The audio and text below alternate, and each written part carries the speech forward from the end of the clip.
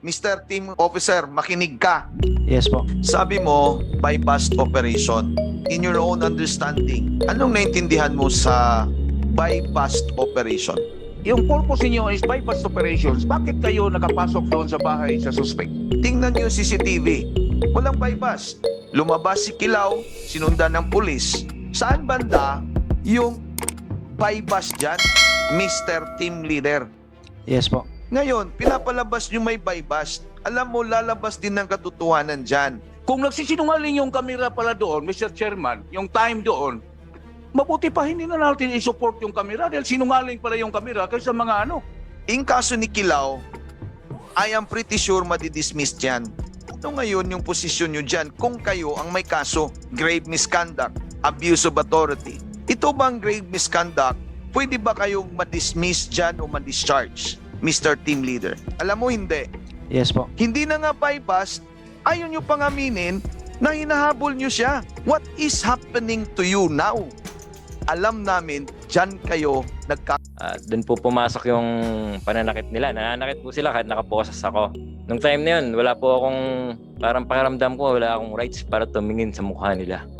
Thank you, Mr. Chair. I would like to simplify things. Nakita natin kanina yung paano hinuli si respondent Kilaw. And then, may testimonya, may salaysay si Kilaw, may salaysay din si police officers. I would like to ask questions on the arresting officers.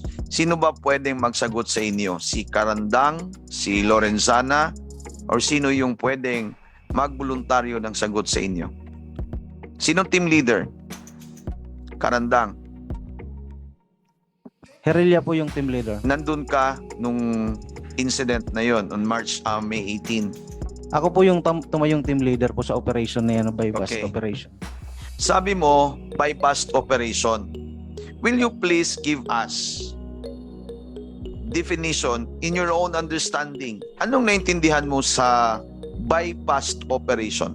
What is the standard operating procedure of conducting a bypass operation?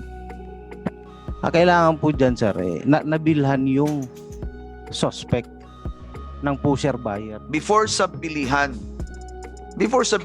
anong standard operating procedure ninyo? Didiretso lang ba kayo punta doon o kailangan nyo ng collaboration with the PDEA? Magko-coordinate po muna sa PDEA, sir. Okay. Kompleto kayo ng coordination with the PDEA. Yes, sir. Kompleto ka ng pangalan from the PDEA. Yes, sir. Okay. O, tapos tayo dyan. Sabi mo, kompleto yan. Therefore, punta na tayo sa crime of incident. Nung doon kayo sa insidente, anong ginawa nyo doon? Pagdating po namin doon sa area po ng bypass, kasi isang team na po kami. Tapos nung malapit na po kami, nauna na po to sila patrolman Tamaray doon sa area. May contact ba kayo kikilaw? Sa informante, May contact ka ba kikilaw? wala po. Sino informante mo? Hindi po sa akin ang informante po, kay patrolman Okay. Tamaray po. Kasi siya ang gumanap na pusher buyer po. Yun ang sir. sinabi ninyo. You will always tell us na yung bypass, legitimate yan. Pero tingnan nyo, yung the thing speaks for itself. Si CCTV. Tingnan nyo CCTV. Walang bypass. Oh, nagsimula tayo 1:31 in the afternoon on May 18. Lumabas si Kilaw, sinundan ng pulis, punta ng isang makitid na daan, nawala sa CCTV dahil ay magbigay ng CCTV si 7-Eleven. Nung bumalik kayo sa makitig na daan, kasama nyo na si Kilaw, pinagitnaan na ng dalawang pulis sa isang motorsiklo. Saan banda yung bypass dyan? Mr. Team Leader. Yung bypass po, doon sa Putol po, Quezon Saan? Street.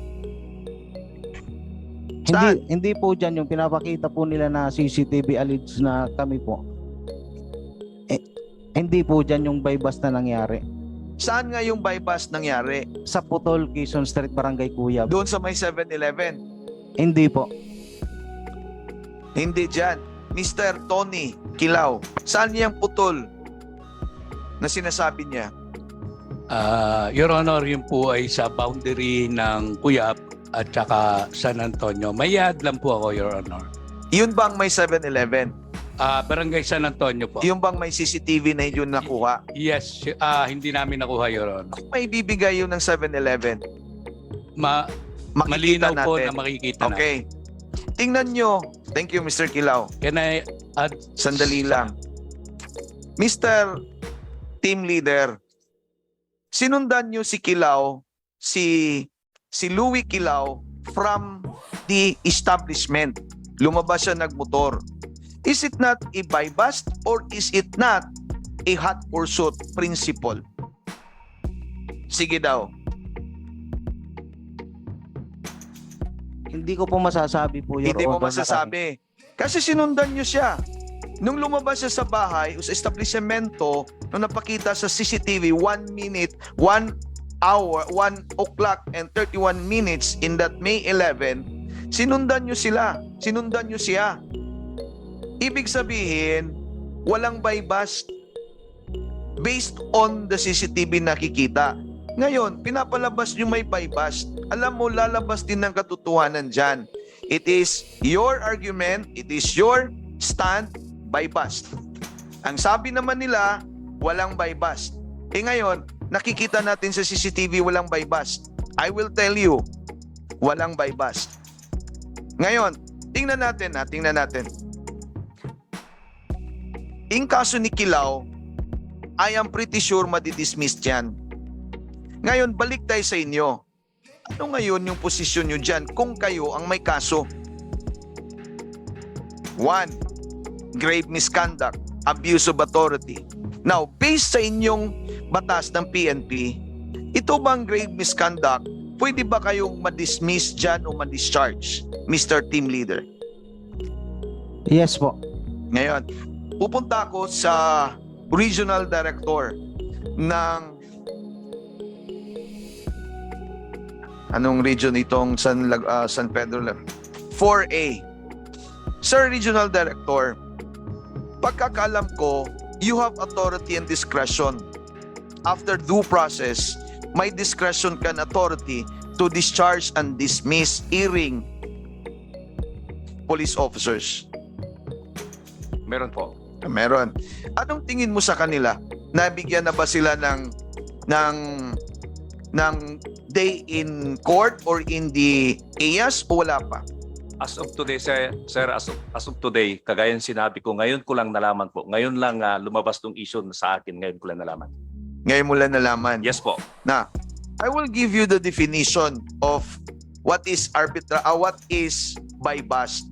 Yung buy bust, dalawang klase yan. Mr. Team Officer, makinig ka. Yes po. Dalawa lang yan. Alam mo ba hindi? Alam mo hindi. May narinig ka ba about buy bust? Wala pa. Kung ano ang definasyon ng korte niyan, Korte Suprema. Hindi mo alam yan. Ang buy bust, pwede yan by way of entrapment or instigation. Instigation, example niyan, inutusan nyo si Kilaw, Mr. Kilaw, may mark money, bili ka ng drug doon. Illegal drug. Pagbili ni Kilaw, doon sa nagbebenta ng droga, pag-report niya sa iyo, bibigay niya yung drug paraphernalia or illegal drugs, huhulihin niyo si Kilaw. And that is instigation. Ibig sabihin, illegal yan. Si entrapment, pupunta ka doon kay PIDEA, kukuha ka ng information kay PIDEA, kukuha ka ng listahan. And then, hahanap ka ng confidential informant, sabihan mo, bibili tayo ng droga. Yun naman ng bebenta ng droga, walang alam na yung pusur buyer is a police officer.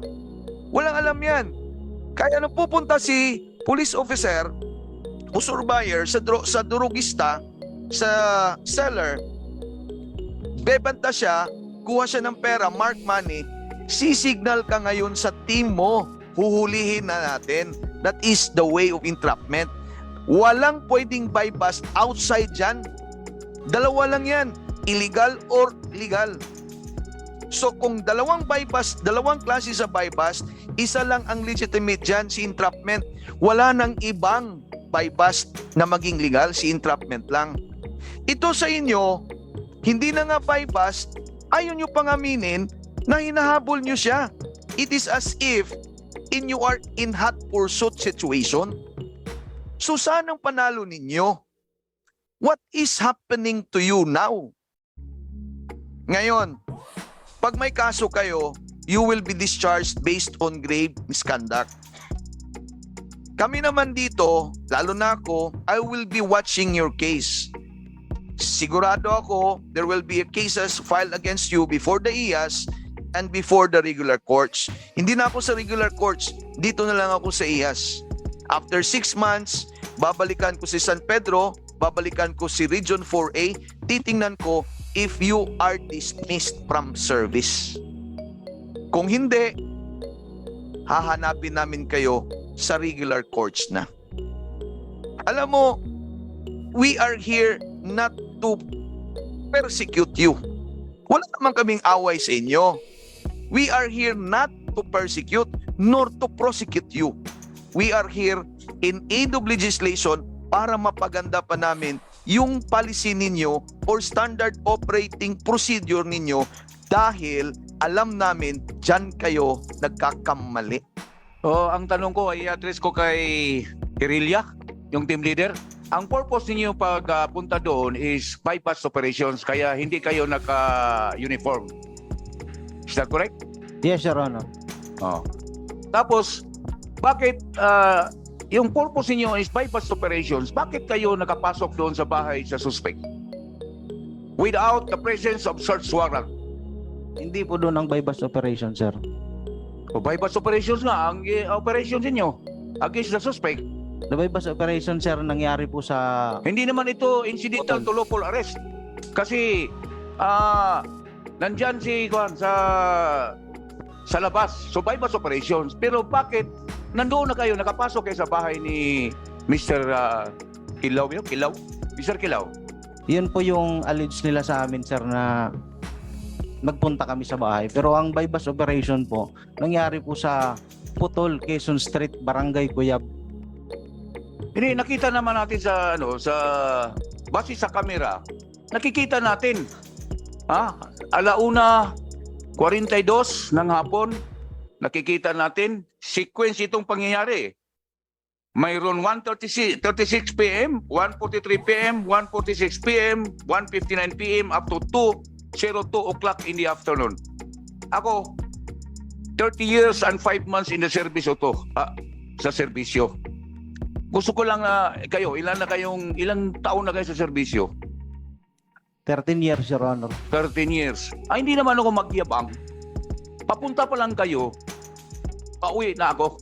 Totoo yung sinabi ni Chairman. Dubli na nga yung sahod ninyo. Dubli na nga yung sahod. Bakit ganunin pa natin? Mapunta pa sana ng Canada. Pero paano yan makapunta ngayon? No? Nakasuot na ng yellow. PDL na. Persons deprived of liberty. Pero bakit ito gagawin natin? Kung nagsisinungaling yung kamera pala doon, Mr. Chairman, yung time doon, mabuti pa hindi na natin i-support yung kamera dahil sinungaling pala yung kamera kaysa mga sino pa ba ang asahan natin, ang asahan ng mga taong bayan kung ganun ang klaseng pulis ang manuhay natin? Nakapasok kayo, hindi ba niyo alam na kung papasok ka na isang bahay tapos hindi ka armed ng search warrant, that is a violation of domicile? Yes, Your Honor. Alam mo ba ang penalty doon? Tinitik sa akin ni Sir Akop kasi nag-ano kami kanina. Violation of domicile. The penalty of prison correctional in its minimum and maximum period for a public officer or employee who, not being authorized by judicial order, shall enter any dwelling against the will of the owner thereof. Tapos nakikita pa namin doon. Alauna ko yung binanggit ko kaninang mga oras. Hawak na ninyo ang suspect. Sa report, 7:18, doon pa lang ninyo nahuli yung suspect natin. Which is which? Dito, kung magsisinungaling ka, mahuhuli ka talaga. Wag namang ganun. Sisirain natin yung kinabukasan ng isang tao na wala namang kasalanan talaga. Imagine, naka-short, pero I consider it. Naka-short, naka-t-shirt, walang marka dahil magkandak nga ng buy-bust operation. Pero ang hindi ko matanggap, bakit nakapasok doon sa bahay ng suspect pagkatapos marami pang dinala? Hindi na po yung tama. Ang laki-laki na ng sahod. Mayroong mga general dyan. Ang laki-laki na 100 plus na ang take-home pay. Bakit pa ma-involve pa sa druga?